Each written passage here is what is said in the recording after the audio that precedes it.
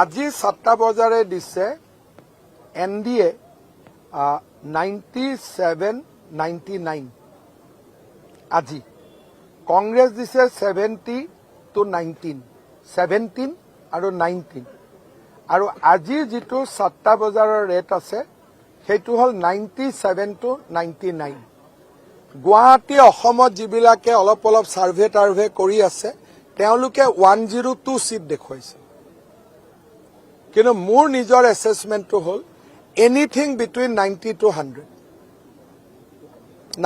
এবিলাক যি লাইনত কৰিছে কৰক সেইটো এটা বেলেগ কথা